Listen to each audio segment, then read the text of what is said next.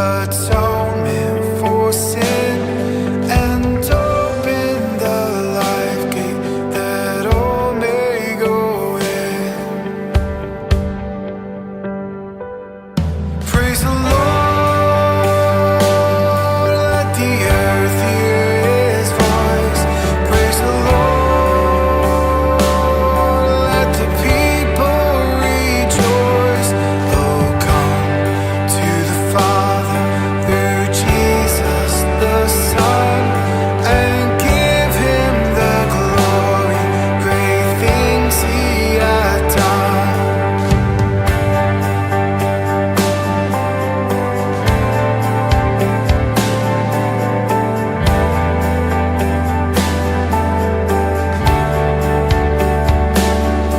Oh, perfect redemption, the purchase of blood to every believer, the promise of God, the vilest offender who truly believes, that moment from Jesus, a pardon receive.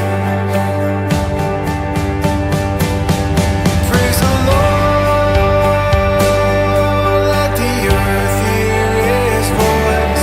Praise the Lord, let the people rejoice. Oh, come to the Father through Jesus the Son, and give Him the glory, great things He hath done. To God be the glory, great things He had done.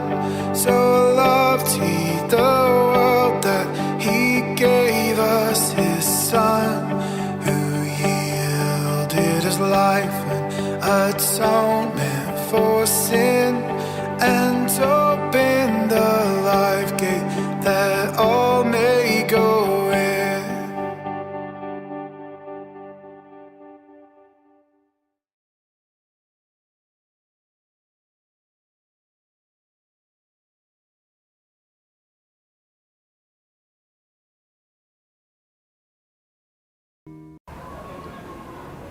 God's morning po mga kapatid.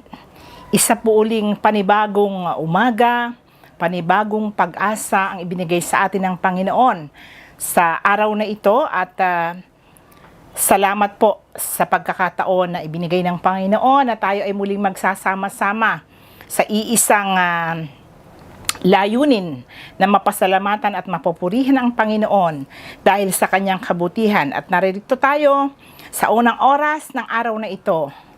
Ibibigay po natin sa ating Panginoon sa pamamagitan ng pagbubulay-bulay ng kanyang salita. So bago po tayo mag-umpisa, samahan niyo po muna ako sa panalangin. Dakilang Diyos, maraming salamat sa kagandahan ng umagang ito. Dama namin, Panginoon, na patuloy kang kumikilos sa aming buhay. Salamat, Panginoon, sa buong magdamag na kami iyong iningatan. At ibinangon mo kami, Panginoon, ng napakagandang umaga na taglay ang panibagong buhay at kalakasan, upang muli po naming harapin ang mga gawain na iniatang niyo po sa amin. Sa umaga pong ito, samahan niyo po kami at buksan ang aming puso't isipan upang maihanda namin, Panginoon, ang oras na ito sa pakikinig ng iyong salita na magbibigay po sa amin ng kalakasan at pag-asa sa patuloy po naming paglalakbay sa mundong ito. Salamat, Panginoon, sa mga anak mo na patuloy na nakakasama namin sa ganitong gawain. Pagpalain mo po ang bawat isa sa kanila at patuloy mo, O Panginoong, ipadama sa kanila ang iyong kabutihan upang lalo kanila, O Panginoong, kasabikan at hindi sila mapagod sa ganitong gawain, na mabigyan ka, O Panginoon, ng kapurihan at kadakilaan habang kami nabubuhay. Ito po ang aming samot dalangin sa pangalan ni Jesus. Amen. Ating pagbubulay-bulayan ay Salmo 130, talatang 3 hanggang 8. Sabayan po ninyo ako kung kayo ay may hawak na banal na kasulatan. Kung ikaw ay may talaan nitong aming kasalanan, lahat kami ay tatanggap ng hatol mong nakalaan. Ngunit iyong pinatawad kasalanan ay nilimot. Pinatawad mo nga kami upang sayo ay matakot. Sabik akong naghihintay sa tulong mo, Panginoon, pagkat ako'y may tiwala sa pangako mong pagtulong. Yaring aking pananabik, Panginoon, ay higit pa sa sirenong naghihintay ng pagsapit ng umaga. Magtiwala ka, Israel, magtiwala ka sa iyong Diyos. Matatag at di kukupas ang pag-ibig niyang dulot. Lagi siyang nahahandang sa sino man ay tumubos. Ililigtas ang Israel, yaong kaniyang mga hirang, ililigtas niya sila sa kanilang kasalanan. Pagpalain ng Diyos ang pagkabasa ng kaniyang banal na salita. Ito pong ating binasa na Salmo 130, ito po ay panalangin upang tulungan ng Diyos. A prayer for help. Ang paksang ito ay pinamagatang waiting and hoping. Sa ating pong binasa sa verse 3, no, dahil nga po kahapon yung verse 1 and 2, ito pong unang talata hanggang ikatlong talata, sinasabi po dito na we must learn how to wait and hold. Keep our hope in God because God is able to save us in any troubles. Ipinapakita sa talatang ito na ang sumulat ay nahaharap sa isang panganib o paghihirap. Hindi man binanggit, pero malinaw na ito ay isang di kaaya-ayang sitwasyon o kalagayan. Pero batid niya na may magagawa ang Diyos para tulungan siya. Tayo rin po sa panahong ito ay nahaharap sa ganitong kalagayan.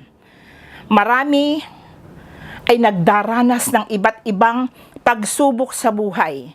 Nariyan ang marami na hindi matustusan ang pangangailangan dahil nawala ng hanap buhay. Ang marami nating kababayan, may mga dinapuan ng karamdaman na ngayon ay patuloy na nakikipaglaban para mabuhay. Marami ring namatay na siya lang ang inaasahan na susuporta sa pamilya. Sa lahat ng ito, katulad ng sumulat ng awit, alam nating may magagawa ang Diyos. Just wait and hope because God is able to save us in any trouble. Matuto tayong maghintay at umasa sa gagawin ng Panginoon.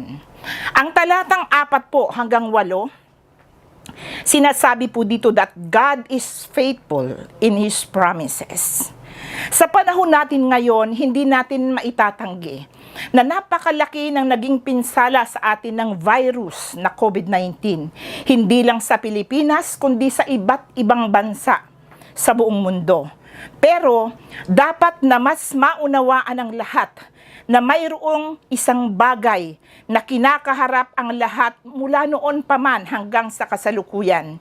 Ito ay ang matindi pa kaysa virus. Dahil ang dulot po nito ay walang hanggang kapahamakan. Ito ay ang kasalanan.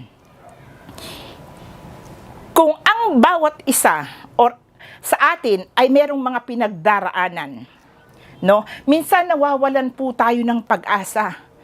Pero sinasabi po, nariyan ng Panginoon. Nakikita ang sitwasyon ng bawat isa. Tumawag ka sa Panginoon. At ang Panginoon ay handang tumugon sa ating mga daing. Isipin po natin, kung nagawa ng Diyos na ibigay niya ang kaniyang bugtong na anak upang magkaroon tayo ng kaligtasan, hindi ba't kaya ng Diyos na ibigay ang ating mga pangangailangan sa kasalukuyan? Panghawakan natin ang pangako ng Panginoon. Hindi niya tayo iiwan ni pababayaan man. So mga magulang ko't mga kapatid, ang lahat ng bagay ay nagaganap ayon sa kapahintulutan ng Diyos. Mahiwaga ang kaniyang pagkilos. Kaya naman bilang tao, sa maraming pagkakataon ay hirap tayo na maunawaan ito. Ang mahalaga, anuman ang ating maranasan o mapagdaanan sa buhay, pagsumikapan pa rin natin na makasunod sa kalooban o sa kagustuhan po ng Diyos. Gaya po ng sinasabi sa verse 8, tapat ang Diyos sa kanyang pangako. Ang pag-ibig niya ay hindi kukupas at anuman ang layunin ng Diyos sa ating buhay ay magaganap o mangyayari. Ang salmista ay naghayag ng kaniyang pagtitiwala sa Diyos at pinanghawakan niya ang katotohanang, I wait for the Lord, my soul waits. Gaya po ng ating binasa, sinabi po dito, ang Diyos ay higit sa mga nagbabantay sa magdamag hanggang sa sumapit ang umaga. Tunay nga po na ang Diyos ay nakahihigit sa lahat. Kung ang mga tagapagbantay ay nakakapagtiyaga na magbantay hanggang umaga, ang Diyos po ay higit sa lahat. Ang Diyos po ay hindi natutulog. Kaya't alam po ng Diyos ang ating kalalagayan. Itinuturo po sa atin ng mensaheng ito na matuto tayong magtiwala sa ating Panginoon. Sikapin nating makasunod sa Kaniyang kalooban at tayo po ay mamuhay ng may katapatan. Huwag tayong mainip sa plano ng Diyos.